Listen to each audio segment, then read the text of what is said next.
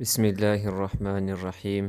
شروع اللہ کے نام سے جو بڑا مہربان اور نہایت رحم والا ہے۔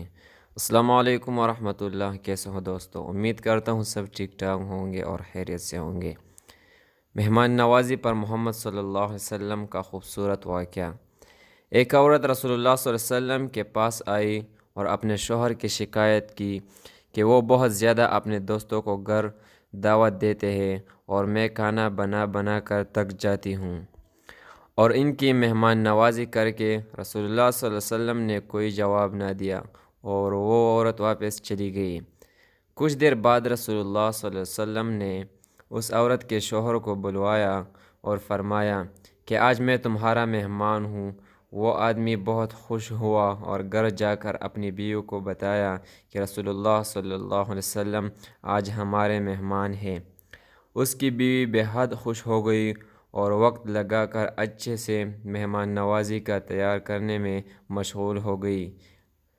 اپنے سب سے معزز مہمان رسول اللہ صلی اللہ علیہ وسلم کے لیے اس زبردست پر تکلف دعوت کے بعد رسول اللہ صلی اللہ علیہ وسلم نے اس آدمی سے کہا کہ اپنی بیوی سے کہنا اس دروازے کو دیکھتی رہے جس سے میں جاؤں گا۔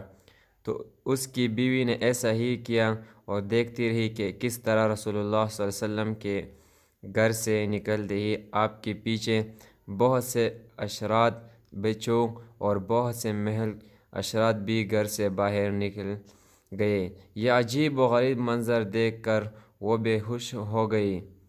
جب وہ رسول اللہ صلی اللہ علیہ وسلم کے پاس آئی تو رسول اللہ صلی اللہ علیہ وسلم نے فرمایا کہ جب آپ کے گھر سے مہمان جاتا ہے تو اپنے ساتھ ہر طرح کے خطرات، مشکلات، آزمائش اور ہر طرح کے مہلک جاندار گھر سے باہر لے جاتا ہے، اور یہ اسی وجہ سے ہوتا ہے کہ تم محنت کر کے ان کی خدمت کرتی ہو۔ جس گھر میں مہمان آتے جاتے رہتے ہیں اللہ اس گھر سے محبت کرتا ہے۔ اس گھر سے بہتر اور کیا ہو جو ہر چھوٹے بڑے کے لیے کھولا رہے۔